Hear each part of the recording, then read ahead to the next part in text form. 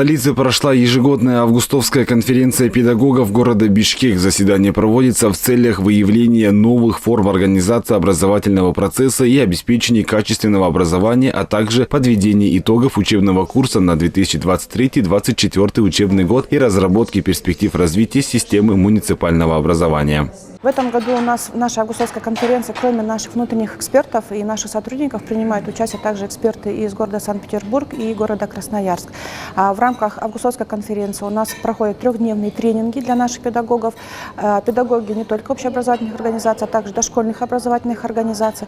Мероприятие посетил и мэр столицы Айбек Джунушалиев. В своей речи глава столичного муниципалитета отметил, что в сфере образования произошли изменения. В рамках административно-территориальной реформы количество школ увеличилось и как вопросов, которые должны решаться на местном уровне.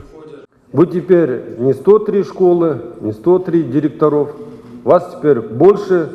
На сегодняшний день вы увеличились на 18 школ.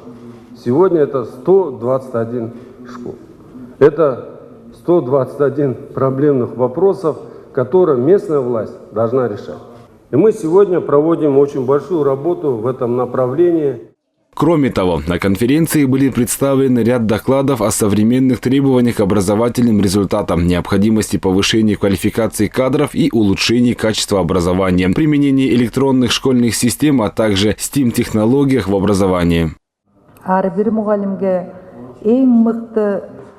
В рамках цифровизации каждому учителю будет предоставлен современный компьютер. Ноутбуки предоставляются для внедрения передовых цифровых технологий в образовательный процесс, повышения квалификации учителей и создания равных условий для всех обучающихся. Преподаватели смогут использовать различные цифровые образовательные ресурсы, такие как электронные книги, 3D-схемы, слайды, видеоуроки, лабораторные тренажеры.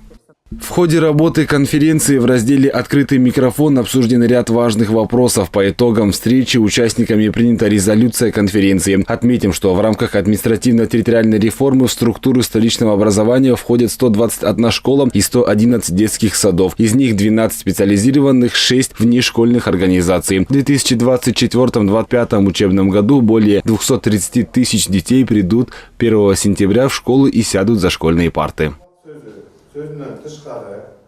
Малик Аипов, Мирлан Джаныбеков, Меримбек Чусупек улу, ЛТР, Бишкек.